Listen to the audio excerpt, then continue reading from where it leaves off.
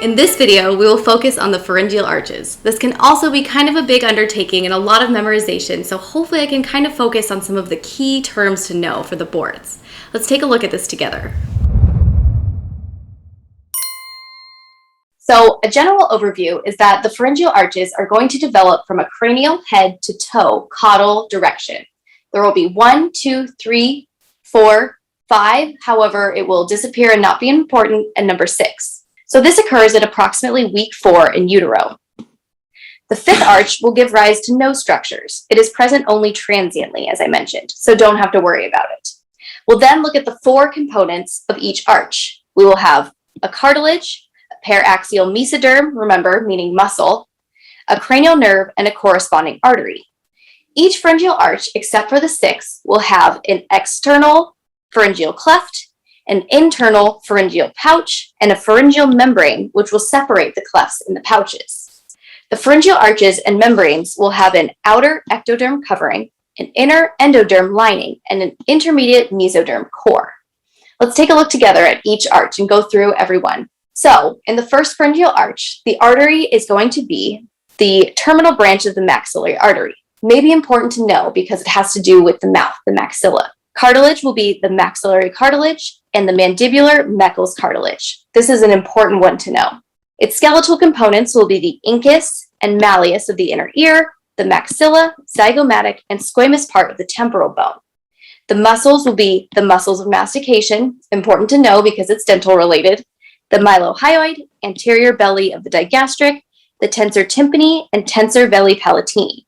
The nerves it will consist of will be V2 and V3, the maxillary and mandibular nerves of the trigeminal nerve, number 5. Let's take a look at the second arch and go over each of its derivatives. The artery here will be the stapedial artery and the corticotympanic artery. The cartilage will be Reichert's cartilage, which I bet would be a hot question to ask, and the stylohyoid ligament. The skeletal aspect will be the stapes. Remember, the malleus and the incus were in arch 1, but the stapes is in arch 2. The styloid process and the lesser horns and upper rim of the hyoid. The muscles of the second arch will be the muscles of facial expression, important to know, the posterior belly of the digastric, the stylohyoid, and the stapedius. The nerve for arch 2 will be our facial nerve, number 7. So arch 1, we have our trigeminal nerve. Arch 2 will be our facial nerve, number 7. Let's take a look at our third arch and its derivatives. Our arteries will be the common carotid artery and the root of the internal carotid. The skeletal will be the lower rim and greater horns of the hyoid. Our muscle will be the stylopharyngeus, and our nerve is going to be our glossopharyngeal nerve, number 9. So remember, arch 1, trigeminal nerve, arch 2, facial nerve, arch 3, glossopharyngeal nerve. Remember, we're going from cranio to caudal, so kind of, if you get lost, think of the direction that they're going. The next is the fourth arch. The artery will be the arch of the aorta. The cartilage will be your thyroid cartilage and epiglottic cartilage. Our muscles will be the constrictors of the pharynx, the cricothyroid, the intrinsic muscles of the soft palate, except the tensor veli palatini, which we remember, it can be found in arch 1.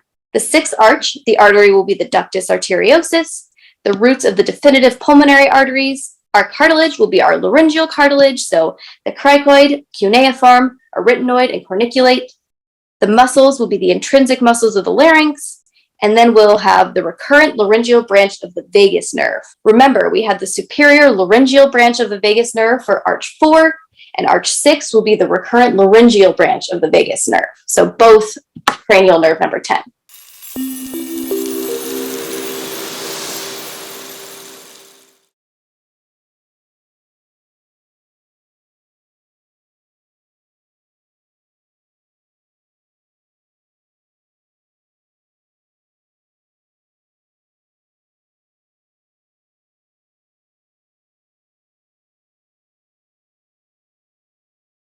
Let's next take a look at our diagram, which has all of the arches and their derivatives. Let's focus on some of the important aspects. So remember, knowing your cranial nerves will be very important. We have our trigeminal nerve, our facial nerve, glossopharyngeal, and then our vagus nerve and recurrent laryngeal branch of the vagus nerve for arches 4 and 6. Might also be important to know your muscles of mastication in the first arch, your tensor tympani and tensor villi palatini. May also be important to know your maxilla from the first arch. In the second arch, probably focus on the muscles of facial expression. Remember, that's going to be our facial nerve, number 7. And knowing Reichert's cartilage. Remember, Meckel's cartilage will originate from arch 1. In the third arch, knowing it's the glossopharyngeal nerve. In the fourth arch, important to know the vagus nerve. And in the last arch, knowing the recurrent laryngeal branch of the vagus nerve. It may also be helpful to know the derivatives of the pouches and the clefts. So for the pharyngeal cleft derivatives, remember the first cleft will form the external auditory meatus. The second, third, and fourth clefts will become overgrown by caudal growth of the second pharyngeal arch, and they will be enclosed temporarily to form the lateral cervical sinus. For the pharyngeal pouches, the first pouch will form into the auditory or eustachian tubes and the cavities of the middle ear.